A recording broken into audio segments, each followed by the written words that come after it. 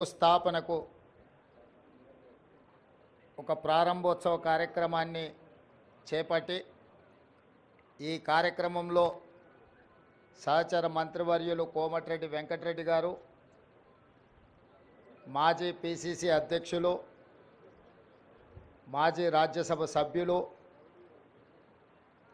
తెలంగాణ రాష్ట్ర ప్రభుత్వ ప్రత్యేక సలహాదారు పెద్దలు కేశవరావు గారు, నగర మేయర్ గద్వాల విజయలక్ష్మి గారు, రాజ్యసభ సభ్యులు అనిల్ కుమార్ యాదవ్ గారు, స్థానిక శాసనసభ్యులు మాజీ మంత్రివర్యులు దానం నాగేందర్ గారు, విప్పు బీర్ల ఐలయ్య గారు, ఇతర షబీర్ అలీ గారు, సోదరుడు జగ్గారెడ్డి గారు, ఇతర ముఖ్యమైన నాయకులు, అధికారులు, ప్రధానంగా చీఫ్ సెక్రటరీ గారు, వేద పండితులు, పాత్రికేయ మిత్రులు ఈ యొక్క శుభకార్యానికి హాజరయ్యి 10 సంవత్సరాల నుంచి నిర్లక్ష్యానికి గురైన తెలంగాణ తల్లి విగ్రహ ప్రతిష్ట శంకుస్థాపన కార్యక్రమం ఈరోజు ఈ ప్రభుత్వం తీసుకోవడాన్ని వారందరూ కూడా ఇక్కడికి వచ్చి ఈ ప్రభుత్వం చేపట్టిన కార్యక్రమానికి అండగా నిలబడ్డందుకు మనస్ఫూర్తిగా ధన్యవాదాలు. వాస్తవంగా ఈ కార్యక్రమాన్ని పెద్ద ఎత్తున చేపట్టాలన్న ఆలోచన ప్రభుత్వం చేసినప్పుడు వేద పండితులను సంప్రదిస్తే ఈరోజు తర్వాత మళ్ళీ దసరా వరకు మంచి రోజులు లేవు, ఈ కార్యక్రమాన్ని ఈరోజు చేపట్టవలసిందిగా వేద పండితులు నిన్న సూచన చేయడం జరిగింది. అందుకే చాలామంది మంత్రివర్యులు ముందస్తుగా నిర్ణయించిన కార్యక్రమాలలో ముఖ్యంగా ఉప ముఖ్యమంత్రి గారు కేరళ పర్యటనలో ఉన్నారు.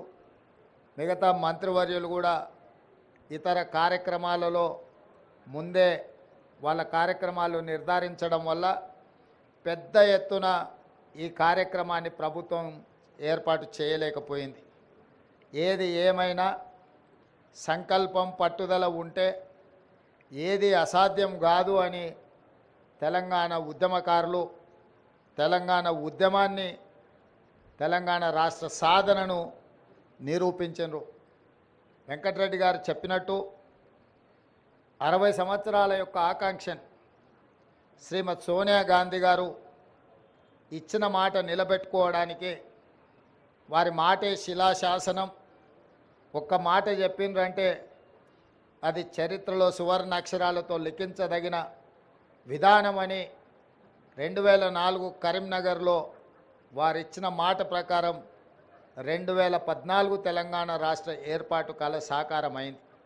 2014 నుంచి 2024 వరకు దాదాపుగా 10 సంవత్సరాల అధికారంలో ఉన్న వాళ్ళు ఎన్నెన్నో నిర్మించడం, ప్రపంచానికే ఆదర్శంగా నిలబడడం, చాలా విషయాలు గొప్పలు వాళ్ళు ప్రస్తావించడం జరిగింది.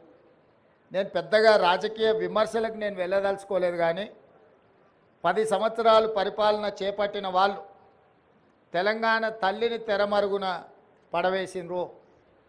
ఎందుకంటే తెలంగాణ తల్లి కంటే కూడా వారే ప్రాధాన్యత, వారే తెలంగాణకు సర్వం, నేనే తెలంగాణ, తెలంగాణనే నేను అనే విధంగా గత పాలకులు వ్యవహరించిండ్రు.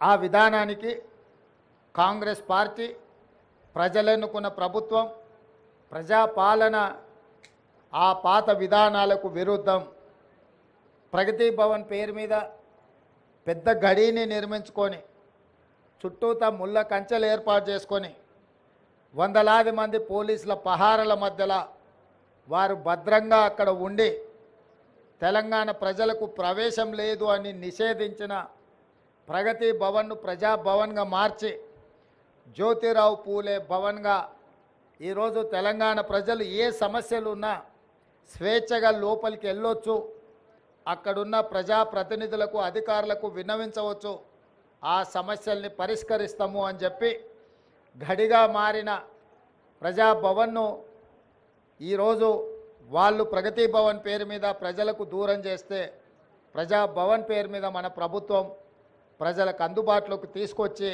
దేశానికే ఆదర్శంగా ఈ ప్రభుత్వం నిలబడ్డది. అదేవిధంగా సచివాలయం తెలంగాణ పరిపాలనకు గుండెకాయ.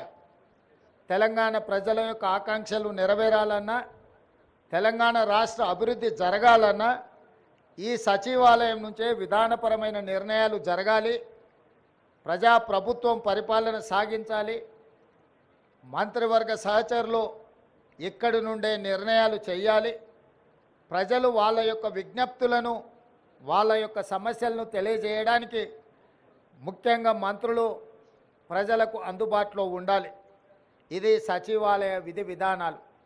కానీ 10 సంవత్సరాలు మంత్రులు కానీ, ముఖ్యమంత్రి కానీ, ఆనాటి ప్రజాప్రతినిధులు ఎవరు కూడా ప్రజలకు అందుబాటులో లేకపోవడం, ప్రజలకు సచివాలయంలోకి ప్రవేశమే నిషేధం జరిగింది. అదేవిధంగా తెలంగాణ తల్లి విగ్రహం 10 సంవత్సరాలు వాళ్ళు ఏర్పాటు చేయలేదు. దాదాపుగా 22.5 లక్షల కోట్ల రూపాయల ఈ 10 సంవత్సరాల ప్రభుత్వం, ఆనాటి ప్రభుత్వం ఖర్చు పెడితే తెలంగాణ తల్లి విగ్రహానికి అయ్యే 1 కోటి రూపాయలు అవుతుండొచ్చు మహా అంటే. అయినా వాళ్ళకు మనసు రాలేదు, తెలంగాణ తల్లి విగ్రహం పెట్టలేదు. ఈరోజు దేశం కోసం ప్రాణాలు అర్పించిన శ్రీ రాజీవ్ గాంధీ గారి విగ్రహం ఇక్కడ ఒక పక్కన, డాక్టర్ బాబాసాహెబ్ అంబేద్కర్ గారి విగ్రహం ఆ పక్కన, శ్రీమతి ఇందిరాగాంధీ గారి విగ్రహం ఆ పక్కనే, పివి నరసింహారావు గారి విగ్రహం ఇంకొక పక్కన, అంజయ్య గారి విగ్రహం ఆ పక్కన, కాకా వెంకటస్వామి గారి విగ్రహం, వీళ్ళందరి విగ్రహాలు నెక్లెస్ రోడ్లో జైపాల్ రెడ్డి గారి సమాధులు, ఇవన్నీ కూడా ఈ దేశము, ఈ రాష్ట్రము యొక్క ఏర్పాటులో కీలక పాత్రలు పోషించిన వాళ్ళ యొక్క గుర్తింపు ఆనవాళ్ళు ఇక్కడ ఉన్నాయి. మరి ప్రధానంగా ఇందరి ఉన్న దేశం కోసం ప్రాణాలు అర్పించిన రాజీవ్ గాంధీ గారు లేకపోవడం ఒక లోటుగా భావించినము. ఆ పక్కన అమరవీరుల స్తూపం తెలంగాణ కోసం అమరులైతే, సచివాలయానికి అమరవీరుల స్తూపానికి మధ్యలో దేశం కోసం అమరుడైన రాజీవ్ గాంధీ గారి విగ్రహం ఉండాలి. ఎందుకంటే మాజీ ప్రధానమంత్రి ఇందిరాగాంధీ గారి విగ్రహం, పివి నరసింహారావు గారి విగ్రహం, వారితో పాటు రాజీవ్ గాంధీ గారి విగ్రహం ఉండాలని మేధావుల సూచన మేరకు ముందలో ఉన్న పార్క్ కొంతమంది వ్యక్తులు వాళ్ళ కోసం ఆ స్థలాన్ని పక్కన పెట్టి వాళ్ళకు కావాల్సినప్పుడు విగ్రహం పెట్టుకోవాలని ఆలోచన చేస్తే, దేశం కోసం ప్రాణాలు ఇచ్చిన రాజీవ్ గాంధీ గారి విగ్రహాన్ని మేము అక్కడ పెట్టడం జరిగింది. రాజీవ్ గాంధీ గారి విగ్రహాన్ని ఏర్పాటు చేయడానికి కూడా వివాదం చేసి దానికి తెలంగాణ తల్లి విగ్రహానికి ముడిపెట్టిండ్రు. నేను తెలంగాణ ఉద్యమకారులకు, అమరవీరుల కుటుంబాలకు, తెలంగాణ మేధావులకు విజ్ఞప్తి చేయదలుచుకున్నా. 10 సంవత్సరాలు మీరు ముఖ్యమంత్రిగా ప్రభుత్వంలో ఉన్నప్పుడు ఎక్కడే కానీ తెలంగాణ తల్లి విగ్రహాన్ని ఏర్పాటు చేయలేదు. అందుకే ఈరోజు కాదు, జూన్ 2 నాడే నేను చెప్పిన, సచివాలయం లోపల తెలంగాణ ప్రజలకు పరిపాలన గుండెకాయ అయిన సచివాలయంలో తెలంగాణ తల్లి విగ్రహ ప్రతిష్టను ఏర్పాటు చేస్తామని జూన్ 2 నాడు నేను అధికారికంగా ప్రకటించిన. ఈ విగ్రహం యొక్క నమూనాను JNTU fine arts college principal, మన తెలంగాణ బిడ్డ, వారికి ఈ నమూనాను తెలంగాణ ప్రజలు ఏం కోరుకుంటున్నారు, తెలంగాణ తల్లి అంటే దర్పం ఉండాలి, పోరాట పటిమ ఉండాలి, భవిష్యత్ తరాలకు స్ఫూర్తిగా ఉండాలి. నిజంగా మన కన్న తల్లిని చూస్తే మనకెంత సంతోషాన్ని, ఎంత ఆత్మవిశ్వాసాన్ని పెంపొందిస్తుందో, ఆ తెలంగాణ తల్లి కూడా ఆ విధంగా తెలంగాణ ప్రజలకు దగ్గరగా ఉండాలి. కొద్దిమంది దొరలకు గడీలలో ఉండే వాళ్ళ యొక్క ఆనవాళ్లతో తెలంగాణ తల్లి ఉండకూడదని ఒక నిర్దిష్టమైన అభిప్రాయంతో JNTU fine arts college principal గారికి మేము విజ్ఞప్తి చేయడం జరిగింది. అందుకే ఈరోజు అక్కడో ఇక్కడో ఎక్కడో కాకుండా తెలంగాణ ప్రజల గుండెకాయ అయిన సచివాలయంలో తెలంగాణ తల్లి యొక్క విగ్రహాన్ని పెట్టాలి అని ఈ ప్రజాప్రభుత్వం నిర్ణయం తీసుకొని ఈరోజు శంకుస్థాపన కార్యక్రమాన్ని మనం ప్రారంభించుకున్నాము. డిసెంబర్ 9 మనం విగ్రహాన్ని ఆవిష్కరించుకోబోతున్నాం. డిసెంబర్ 9కున్న ప్రత్యేకత మీకు తెలుసు.